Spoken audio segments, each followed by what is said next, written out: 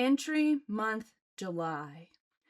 July, the one out of 2 times you get to see fireworks in the sky.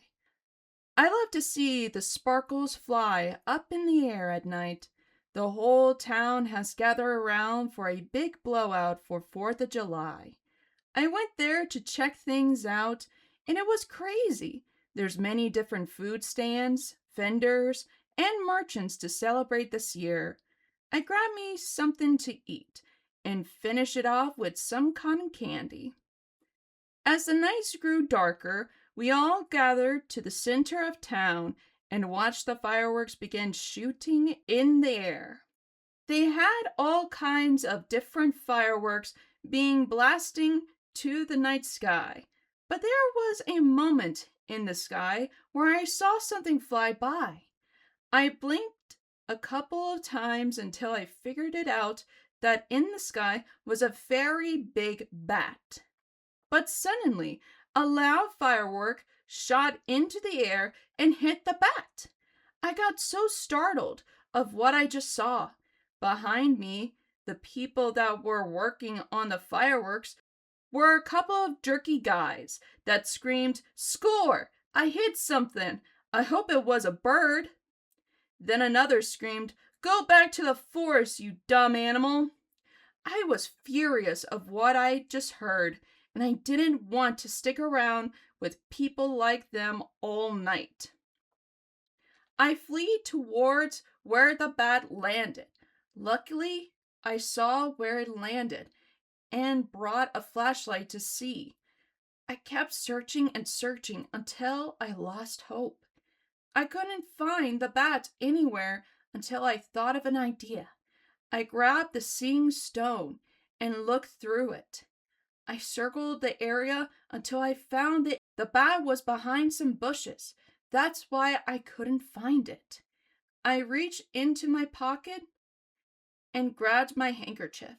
I carefully wrapped the bat inside and carried it all the way back home. I placed the bat in a shoebox and grabbed the medical supplies to heal the bat. Luckily, my mom was a veterinarian, so I knew exactly what to do in this situation. It has taken me a couple of hours, but I successfully healed the bat.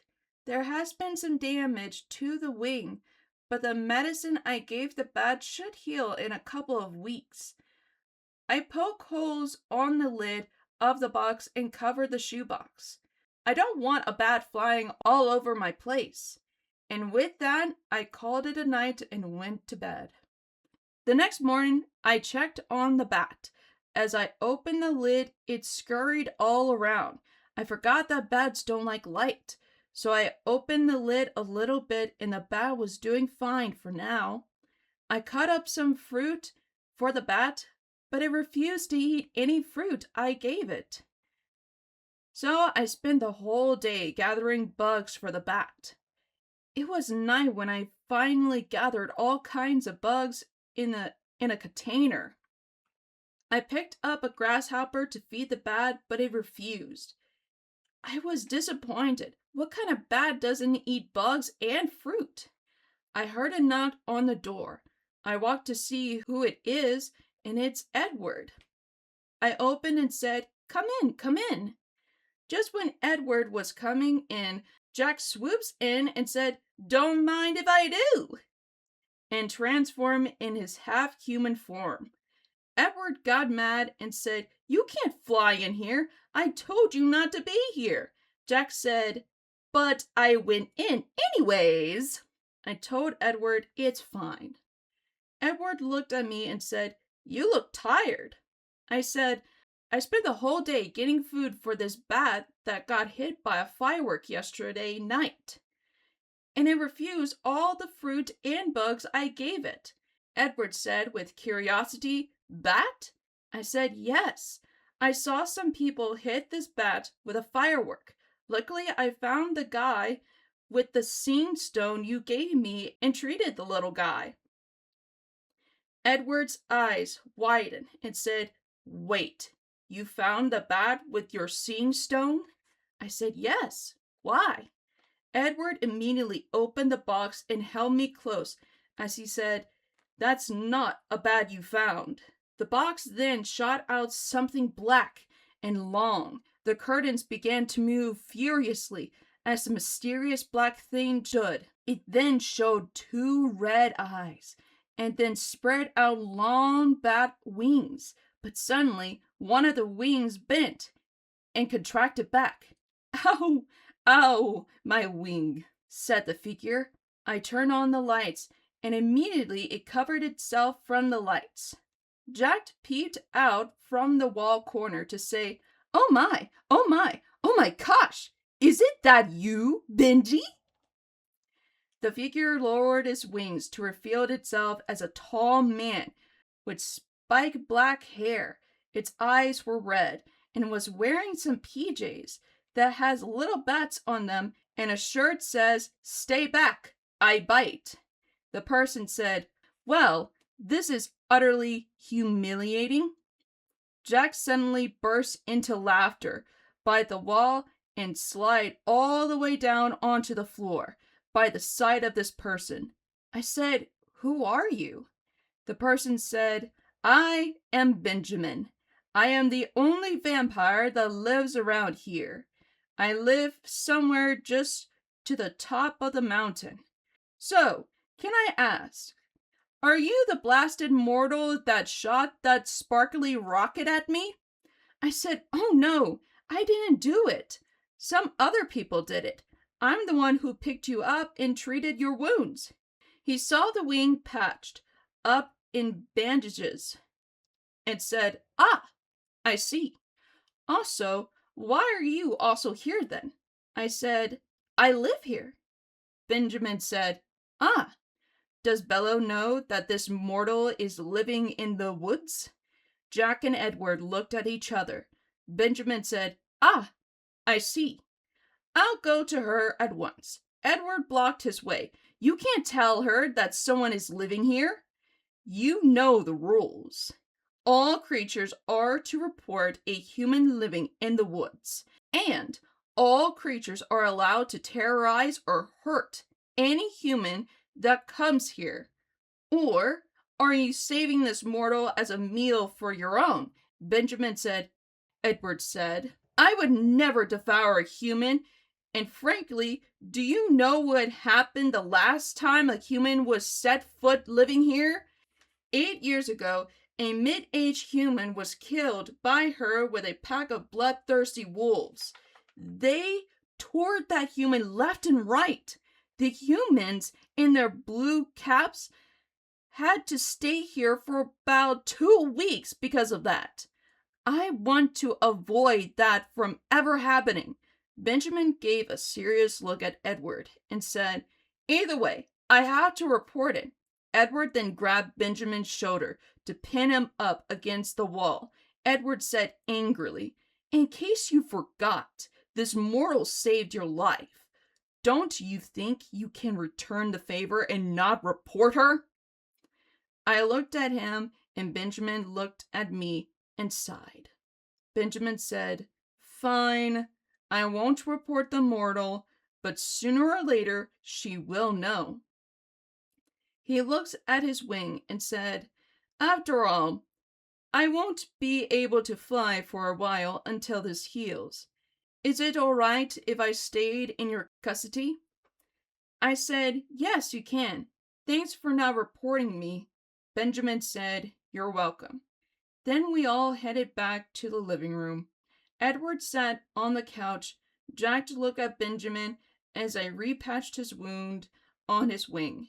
Jack said, "So, how did you get hurt from those sparkly rockets?" Benjamin said, "It is embarrassing to tell, so I'm not saying it." Jack said, "Aw, come on! Please, oh please, oh please, oh please, Benji, Benji, Benji, Benji, Benji, Ben, Ben, Ben, Ben, Ben, Ben, Ben, Ben, Ben, Ben, Ben, Ben, Ben, Ben. Suddenly, Benjamin screamed in anger, "Enough already! If I tell you, would you bother someone else?" Jack said, "Yes." Benjamin sighs and said, "I have an tendency of sleep flight. I was asleep in the air as I was flying, and I guess one of those sparkly rockets hit me as I was sleep flying." Jack and Edward ended up laughing out loud to make the house echoed. Jack said, "This just gets better and better and better in your situation indeed." They both kept on laughing until I said, "All right, enough, you two. You don't want Benjamin to change his mind, do you?" They immediately stopped laughing, and I continued to finish his wound. Benjamin said quietly, "Thank you, Mortal, for that." I said, "No problem." I finally patched his wounds. I told to take it easy on his wing for it to properly heal, and he agrees. Benjamin requests to stay in some place dark and with a sealed up door.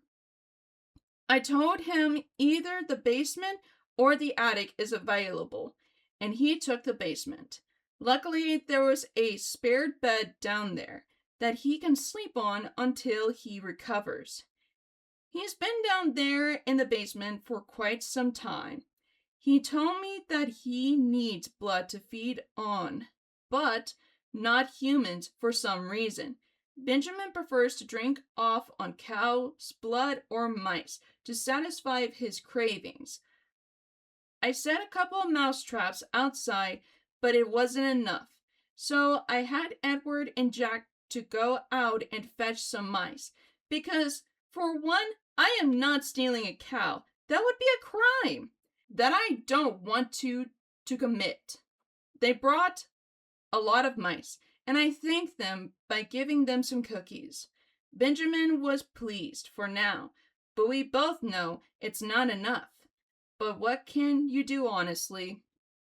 As days goes by, for the rest of the months, it's been mostly treating and feeding Benjamin. His wounds is starting to heal slowly. I bet in a few weeks it will heal.